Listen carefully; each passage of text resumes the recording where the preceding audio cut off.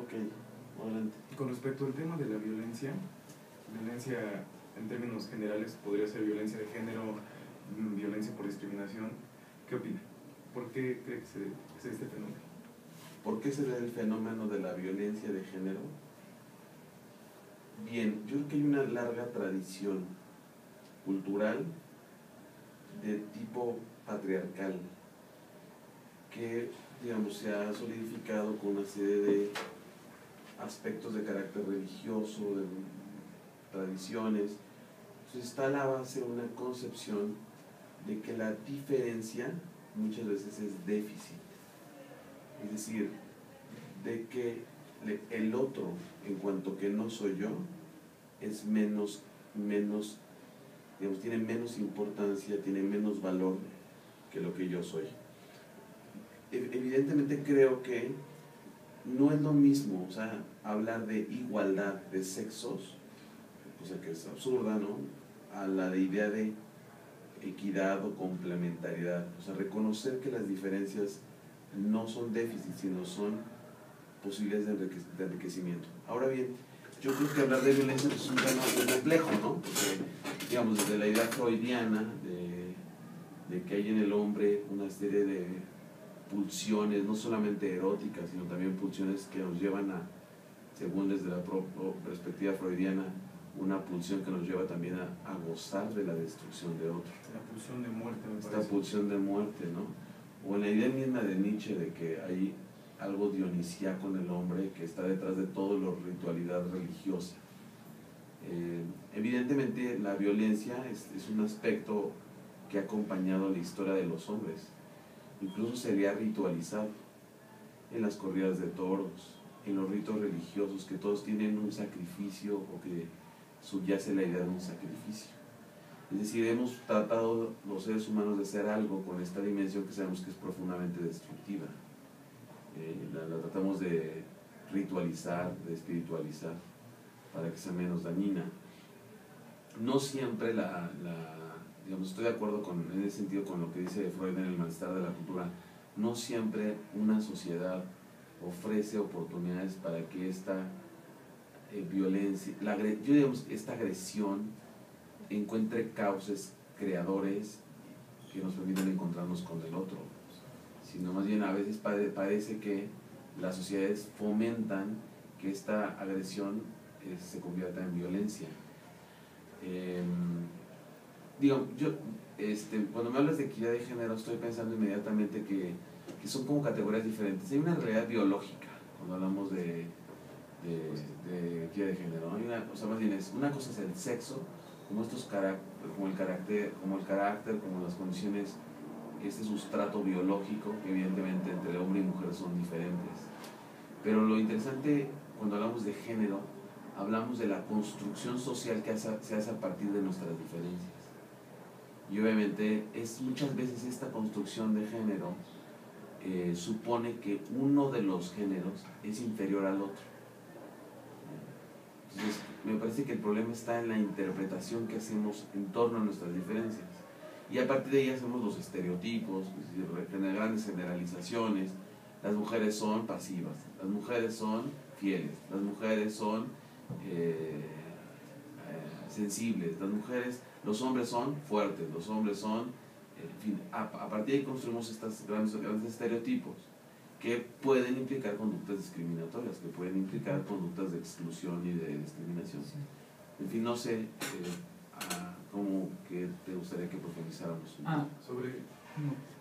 bajo este concepto de que que las características de un género se pueden dar culturalmente, ¿usted cree de que también la sexualidad es una construcción cultural o es biológica?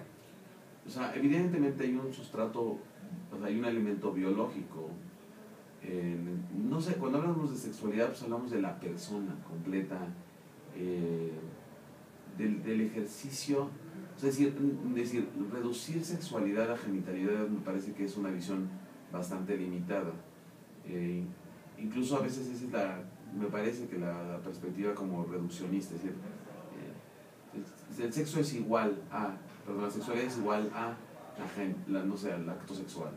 Y evidentemente se trata de toda la persona, con su identidad. Tiene que ver con los procesos de identidad, a través del cual alguien se reconoce a sí mismo,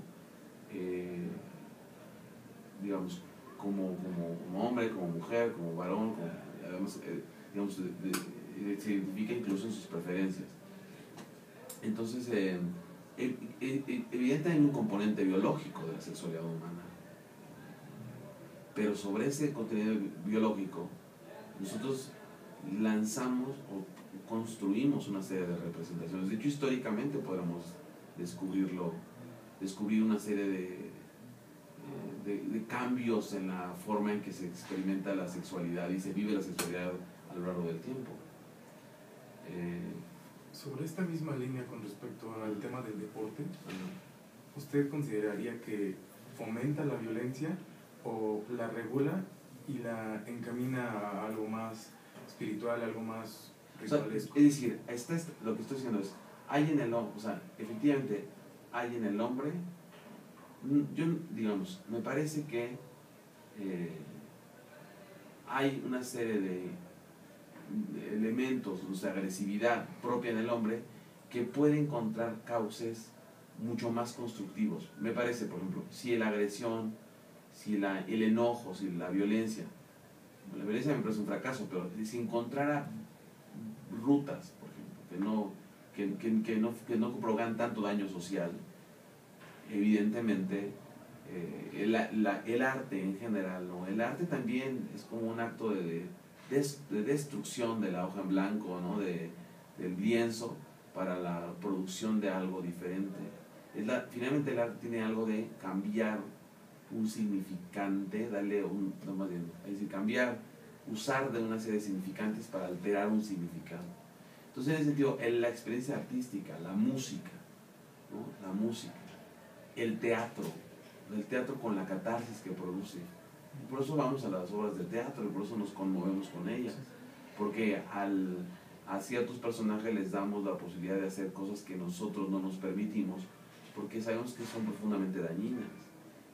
Y el arte, la música, la literatura, la poesía, el deporte, los espectáculos, estoy pensando, los espectáculos que pueden tener un contenido violento como el box, como los toros, la fiesta taurina, ¿no? Donde hay muerte real, donde hay una lucha, donde hay muerte, pero todo esto se trata de ritualizar. ¿Usted cree que el fútbol es una forma de unificar masas o una forma en que el hombre se puede enajenar? Yo creo que, o sea, bueno, per se, el fútbol, bueno, es una actividad deportiva, hay una competencia, hay una disputa, de hecho hay disputa, no habría fútbol, no habría, de hecho actividad deportiva, casi todas las actividades deportivas, hay un enfrentamiento, el ajedrez es un enfrentamiento, a lo mejor no es físico, pero es un enfrentamiento, incluso hay muertes, me comía tu peón, jaque mate, o sea, hay muerte, hay una suerte de lucha, y claro, o sea, en ese sentido son oportunidades donde las personas pueden disputar simbólicamente un territorio, pueden enfrentarse. Y de hecho, me parece que cuando hay una lucha en el buen sentido, cuando hay un enfrentamiento con otro, y sobre todo cuando reconoces que el otro, ¿no? Cuando se reconoce que el otro es un oponente, es un opósito a ti, pues necesariamente, sobre todo cuando el oponente tiene una serie de cualidades de carácter intelectual, moral, necesariamente en la lucha los dos, de tanto el vencedor como el vencido, han tenido la oportunidad de reconocerse. Una idea casi hegeliana, justo la oposición o en el otro, o necesariamente la negatividad es la oportunidad para recobrar la conciencia sobre sí mismo.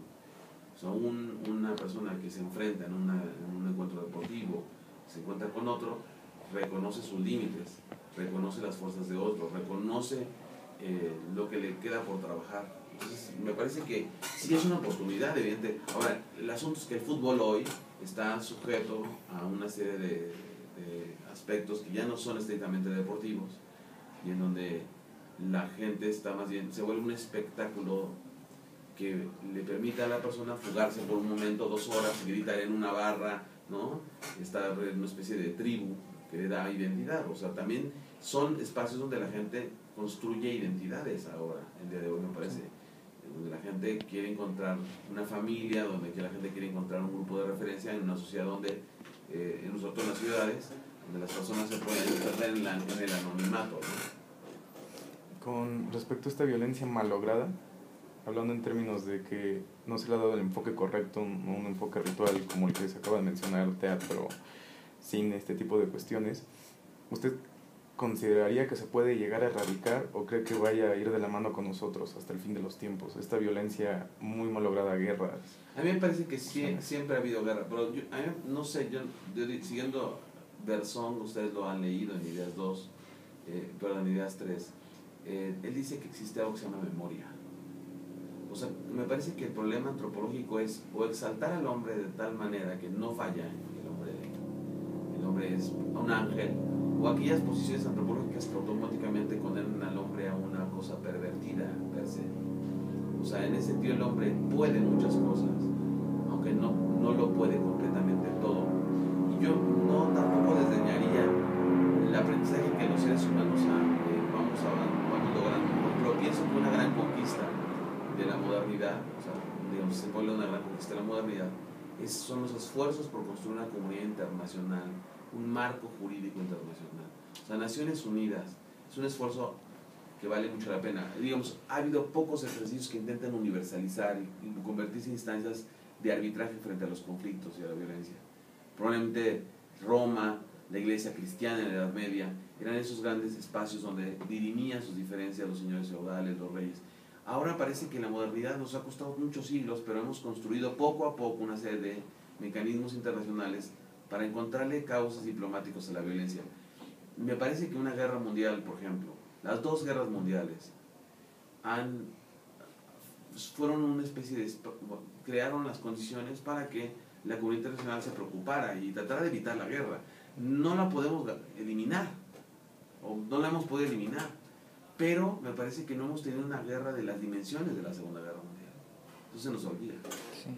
Sí, lanzaron bombas nucleares, se lanzaron bombas nucleares, pero después de ver los estragos que produce esto, parece que aunque los países se armen y hablen de, en general, cuando hay una, no sé, muy nacionalistas, pero se preocupan de que estas armas no queden en grupos terroristas, etcétera, porque saben que aunque es un elemento de disuasión, realmente el deseo de que explote el mundo en pedacitos con bombas nucleares me parece que no forma parte digamos, no es un deseo real de ninguno de los países.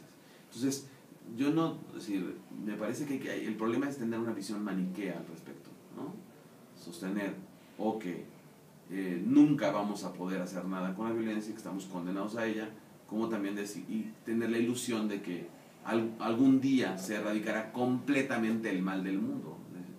Me parece que es un esfuerzo cotidiano de perfeccionamiento, de avance. En México, por ejemplo, pensemos cuáles son escenarios de violencia, de donde hemos experimentado una guerra en carne propia, ¿no? La Revolución Mexicana, la Guerra Cristera. Es decir, no tenemos ahora bien un recuerdo o experiencia, por lo menos nuestra generación y la anterior, de lo que implica una guerra.